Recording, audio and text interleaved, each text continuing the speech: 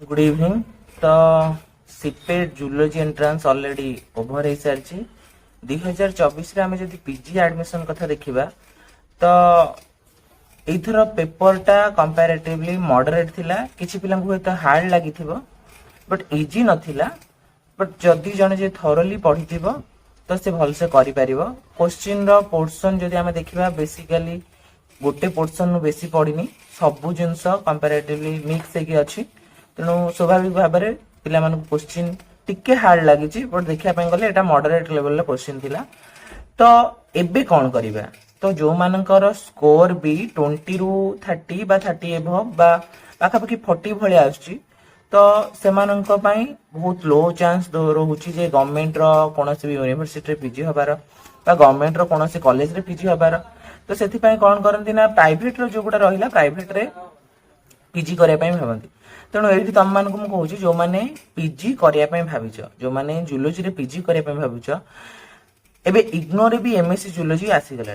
Ignore MSc zoology आसीगला। Fast कथा तो पीजी जिते करने माइंड रे बस तो तुम्हें भाव जे तुम आगु को रिसर्च लाइन में जीव ना तुम से फील्ड रे पीएचडी करके कंटिन्यू करने रेडी ना तुम खाली टीचिंग जॉब बा नॉर्मल माने जनरल कोर्स तुम पीजी करने चाहूच।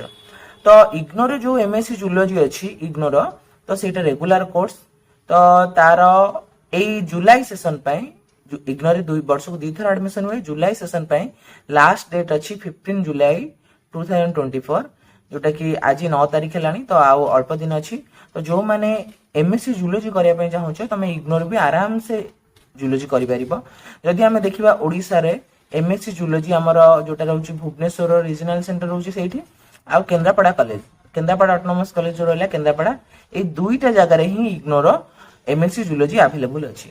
तो जो माने भी एडमिशन करने चाहूच पीजी कोर्स जूलॉजी रे पीजी रे तमे बिना डर रे तमे इग्नोर एमएससी जूलॉजी करि परिबो।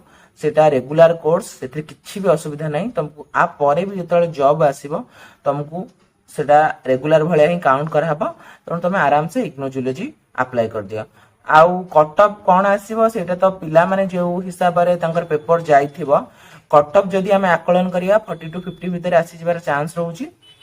किंतु जो माने पिला माने जे परीक्षा देइचंती रिजल्ट जेतबेले आसीबो पिला मानकर केमती हेची टोटली जो लिस्ट आसी जिवो देन यूनिवर्सिटी कार हबो कार हबनी सेही ऊपर कटअपटा आसीबो। तेणु कटअप आसीबो सेटा तो बहुत टाइम अच्छी। इग्नोर किंतु टाइम जेतु लिमिटेड टाइम अच्छी 15 जुलाई। तो जो माने एमएससी जूलॉजी करिया पई चाहूछ पीजी जूलॉजी जो करिया पई चाहूछ तुम आराम से अप्लाई कर दियो। तारा एलिजिबिलिटी क्राइटेरिया तुमको एंट्रेंस दबा पई पड़िबनी, केवल +3 रा मार्क बेसिस रे सिलेक्शन। तारा एलिजिबिलिटी क्राइटेरिया देखि दियो। जदि तुम बीएससी ऑनर्स जूलॉजी नहीं पढ़ी देबो जूलॉजी रे पास सब्जेक्ट में करथिबो तुम आराम से इग्नोर एमएससी जूलॉजी करि परिबो। तो जदि इन्फॉर्मेशन टी भल लगी थाए तारे लाइक कमेंट शेयर करेंगे। अधिक अधिक अपडेट पाई पीजी विषय जाने पे मोर जो टेलीग्राम चैनल अच्छी ओडिशा जॉब फिल्टर जूलॉजी से चैनल ले जॉइन हो जातु। तो सबूर खबर फास्ट आपड़